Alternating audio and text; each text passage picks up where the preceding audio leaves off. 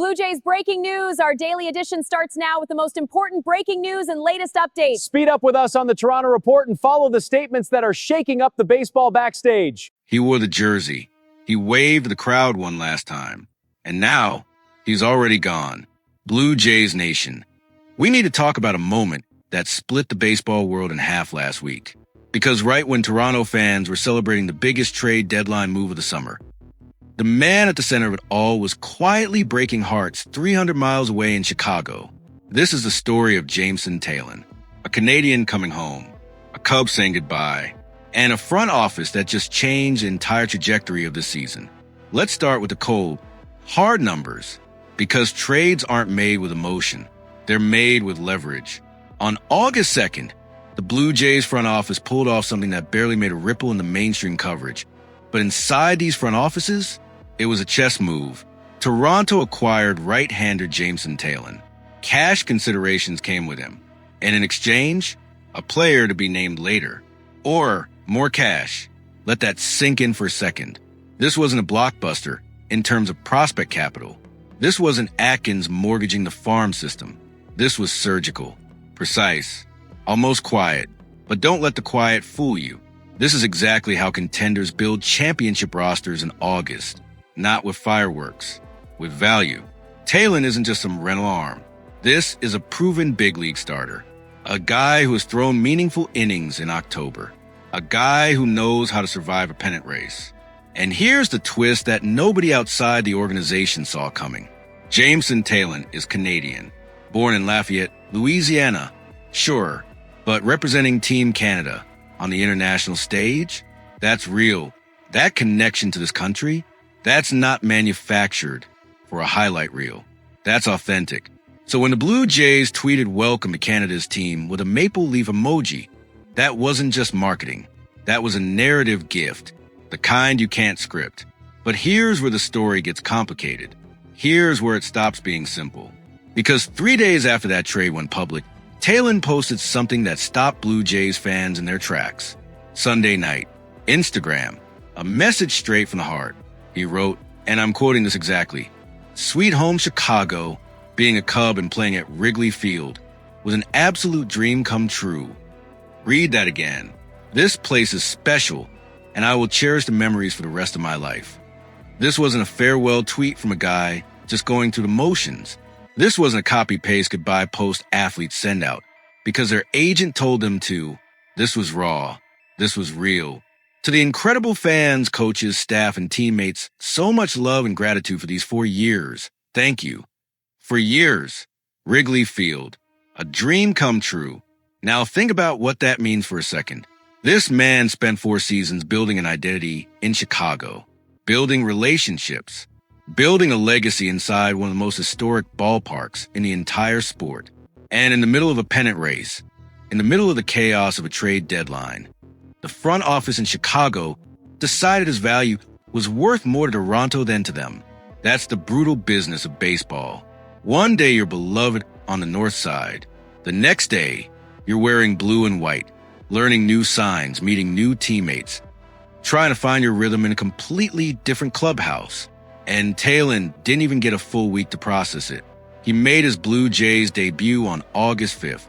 5 days. That's it. 5 days between heartbreak in Chicago and stepping onto a new mound in a new city, wearing a new uniform, representing an entirely new fan base's championship hopes. This is a business that shows zero mercy for sentiment. But here's why this trade actually makes sense if you strip away the emotion and look at the roster construction. Toronto's rotation, heading into the stretch run, needed exactly what Taillon provides. Innings, experience, a veteran presence who has been through the grind of a playoff race before. This isn't a reclamation project. This isn't a lottery ticket arm that might blow up your bullpen in September. This is a known commodity. And in a market where the Blue Jays are fighting for every single win in a stacked American League East, known commodities are worth their weight in gold. Atkins didn't just add a body to the roster. He added stability, depth, insurance against injury. He added a guy who can eat innings in October if this team gets that far. This is smart team building. This is what separates true contenders from pretenders at the deadline. But now, let's get into the part of this story that's going to blow up your comment section. Because Taylor's post wasn't just a farewell to Chicago. It was a window into something every fan base needs to reckon with. The emotional cost of roster building. We talk about trades like they're spreadsheets, payroll space, luxury tax thresholds, prospect capital, trade value charts. But these are human beings, men who build relationships, who plant roots, who fall in love with a city, a stadium, a group of teammates. And then, in an instant, that whole world gets erased because a front office decided the math worked better somewhere else. So here's the question that's going to divide Blue Jays Nation today. Should players even bother posting heartfelt goodbyes to their former teams anymore? Or is that loyalty completely one-sided in a sport where front offices treat players like assets on a ledger? Some of you are going to say Taylor's post was genuine and beautiful, and exactly what makes this sport human. Others are going to say it's pointless, that in a business built on ruthless transactions, sentiment is a luxury players can't actually afford. And that leads to the bigger question, the one that really matters for this franchise right now. Are you comfortable with Toronto being the team that benefits from someone else's? Essie, that's exactly what happened here. The Cubs' loss became Toronto's gain. Their sentimental exit became our tactical addition. Is that just baseball? Or does it feel a little uncomfortable when you actually read his words? Drop your take in the comments right now, because this fan base needs to hash this out. Now, here's where we bring it back to the diamond, because at the end of the day, results are what matter. Taylor's Blue Jays debut on August 5th wasn't just about him adjusting to a new uniform. It was a statement, a signal to the entire American League that Toronto isn't done adding pieces to this puzzle. Every start Taylor makes from here on out gets measured against one simple question. Did this trade actually move the needle? Because if he goes out there and delivers quality innings during the stretch run, nobody in Toronto is going to remember an Instagram post from August. They're going to remember wins. They're going to remember a rotation piece that helped push this team into October. But if he struggles, if the transition weighs on him, if Wrigley Field's ghost follows him onto mound in Toronto, then this becomes a cautionary tale. A reminder that emotional transitions in this sport are never as simple as changing a jersey. This is attention. This is a drama. This is why the trade deadline in baseball is more captivating than almost anything else in professional sports. Because it's not just business. It's not just numbers on a screen. It's real people navigating real emotions in real time while an entire fan base watches and judges every single move. Jameson Taylor didn't ask for this timeline.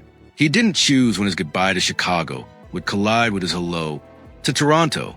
But that's the reality of professional baseball in August. There's no time to grieve.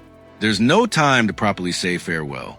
There's only the next start, the next lineup card, the next chance to prove your worth to a brand new group of fans who are still learning your name. So Blue Jays Nation, here's where we leave this. Toronto made a savvy, low-risk, potentially high-reward move at the deadline. Full stop.